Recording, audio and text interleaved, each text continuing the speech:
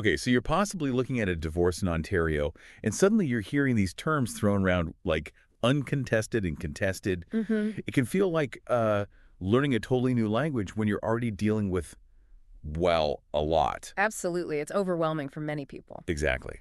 So that's what we're diving into today. Our mission really is to cut through that confusion. We want to clearly map out the crucial differences between these two divorce paths. Right. Because understanding this isn't just trivia, it could genuinely save you significant time, money, and honestly, a lot of emotional pain. Yeah, and we're basing this on insights from GTA Divorce.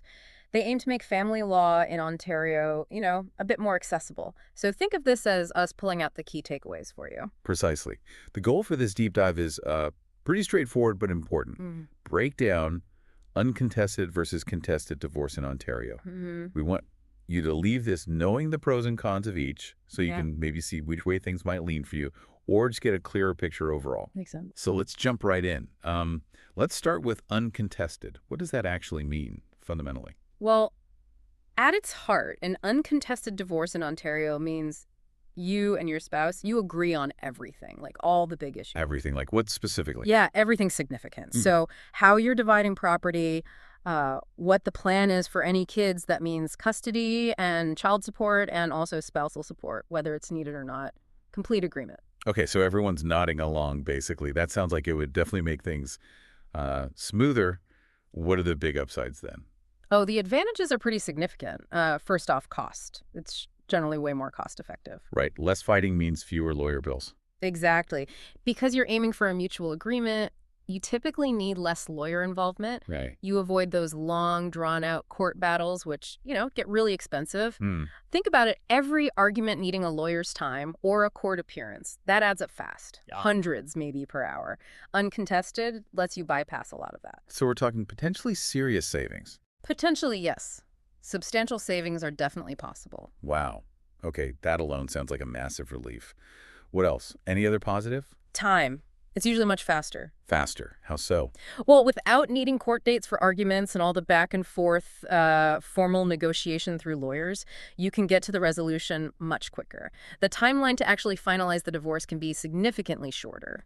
And I guess a quicker finish has a big impact on how stressful it all is. For everyone. Absolutely. That's a huge one. By agreeing up front, couples can really lower the emotional temperature of the whole process, not just for themselves, but importantly, for any kids involved. Hmm. The conflict in a contested divorce, it can create this chronic stress, right, affecting mental health, making it hard to move on. An uncontested path, while still difficult emotionally, it offers a clearer route to closure. Avoiding those prolonged fights makes a real difference. Okay, yeah, that paints a very clear picture of uncontested. So let's flip the coin. What about contested divorce? What defines that? Contested, like the name suggests, is when you and your spouse can't agree on one or more of those key things we just talked about. So disagreement on property or kids or support. Even just one thing. Even just one.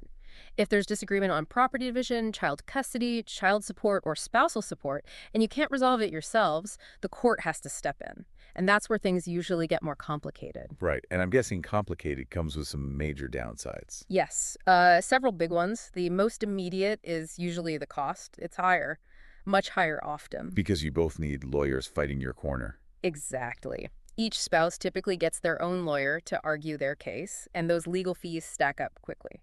Plus, there are often more court fees and other related expenses involved. Okay, so a bigger hit to the wallet.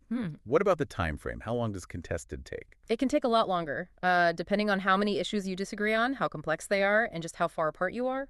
A contested divorce could take many months, sometimes, honestly, years to get fully resolved through the courts. Years. Wow. That sounds incredibly draining to live through. It really can be, which leads straight to the next point. The increased emotional strain. Yeah, I can imagine. When you're fighting over things like your home, your kids, your finances, it's intensely emotional. It's stressful for everyone. People often say going through a contested divorce was like one of the hardest times of their lives. Affects sleep, work, everything. Okay, so these are two very, very different roads. How does someone start figuring out which path they might be heading down? What should they be thinking about? Well, the source material, GTA Divorce, points to a few really crucial things to reflect on. First, and maybe the biggest one, communication. How well you can talk to each Yeah. other. Can you and your spouse actually still communicate productively? Can you have conversations that might lead to agreements? If the answer is yes, uncontested becomes much more likely. That makes total sense. Okay, what else should someone consider about their specific situation? Think about your finances. How complex are they? Are your assets and debts pretty straightforward, easy to list out and value? If yes, then agreeing on division might be simpler, pointing towards uncontested. But if you have complicated investments, businesses, multiple properties, lots of intertwined debt, well, getting a fair division might need a more detailed legal process, maybe contested. And children, of course, add another layer entirely. Oh, absolutely. Can you two agree on custody, on parenting schedules, on child support amounts? And, crucially, can you do that keeping the child's best interests front and center? Right. If you can collaborate on those really important decisions about the kids, that's a strong sign you might manage an uncontested divorce. But big disagreements there often mean it's heading towards contested. Okay. And spousal support. That seems like another potential flashpoint. Definitely. Is there agreement on whether support should be paid at all? And if so, how much and for how long? Disagreements over entitlement or the details, yeah, those frequently push things into the contested category. So it really sounds like so much depends on just finding common ground. Is there one thing underlying all of this? I'd say willingness to compromise is key. It's fundamental, really. Okay. Are both of you actually open to negotiating? To maybe giving a little to get to an agreement on everything? If both people are willing to meet somewhere in the middle, not dig their heels in on every point, uncontested is much more doable. But if one person just won't budge. Then yeah, a contested divorce might be the only way forward to get things resolved. Okay. So let's say someone's listened to all this, they've thought about their situation, and they're thinking, okay, uncontested feels like the right direction for us.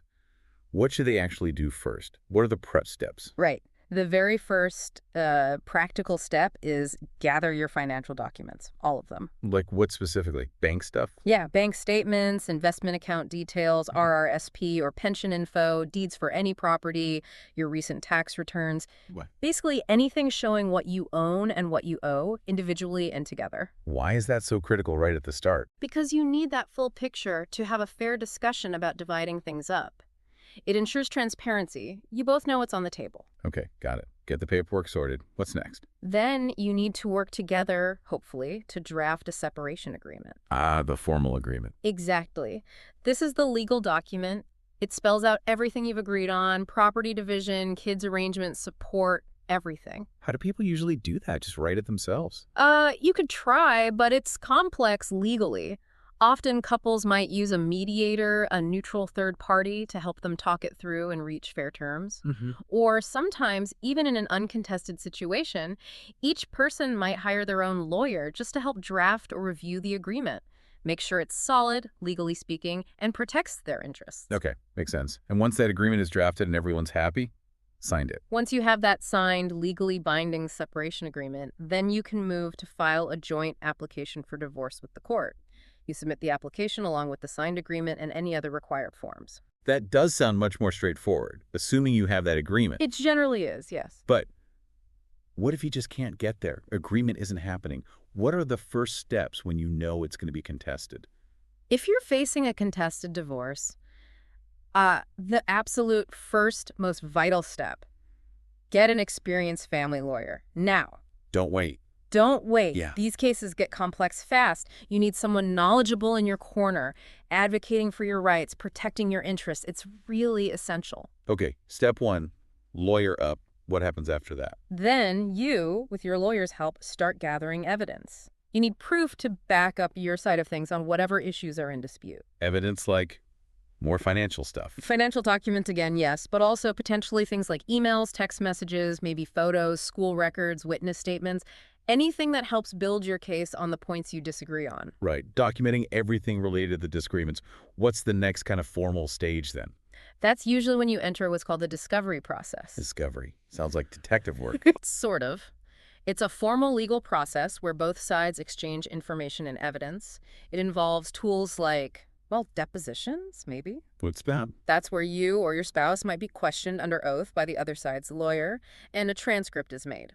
There are also written questions called interrogatories you have to answer formally, again under oath, and requests to produce specific documents. So it's about getting all the cards on the table, basically. Exactly. Both sides gather all the relevant information to understand the other's case and build their own. It's about transparency before potentially going further. That sounds pretty intense. Is there still a chance to settle things without a full trial, even after all that? Oh, definitely. Yes. Even in contested cases, settling is often possible and, frankly, usually preferred over a trial. How does that happen?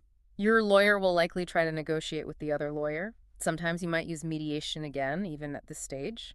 They work to find a compromise on the disputed issues that both sides can agree to. If even that doesn't work, if you just can't settle. If all the negotiation attempts fail, then yes, the final step is heading to trial. Okay. At that point, you work really closely with your lawyer to prepare everything, your evidence, your arguments, your witnesses, to present your case persuasively to a judge who will then make the final decisions. Wow, so the bottom line really is agreement versus disagreement Yeah. totally dictates how this whole thing unfolds. Precisely. That's the core difference. Can you agree on everything? If yes, you're likely on the uncontested track, less complex, less costly, usually less stressful. If no, then the court system steps in to resolve the disputes, and that's the contested path. So for someone listening, maybe trying to figure this out, Hmm. what's the key takeaway message for them right now? I think it's crucial to really honestly look at your specific situation. Assess those factors we talked about: communication, financial complexity, ability to agree on kids, and support. Mm-hmm.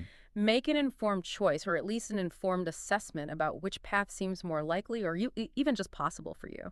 That self-awareness is really important. And no matter which way it looks like it's heading. Regardless, whether you think it'll be uncontested or you know it's contested, getting advice from an experienced family lawyer is almost always a smart move. Yeah. They can give you advice tailored just for you, help make sure your rights are protected, and work towards a fair outcome, whatever path you're on. And, like our source GTA Divorce points out, what we've talked about is general info, not legal advice. Right. Absolutely. Critical point. Always talk to a qualified lawyer about your own unique circumstances. Exactly. Okay. So thinking about everything we've covered, here's maybe a final thought for you listening. Based on all this, what do you think is the single biggest factor in your situation, or in a hypothetical one, that would probably determine if it's leaning uncontested or contested? It really seems to boil down to communication and that willingness to compromise, doesn't it? Definitely something to mull over.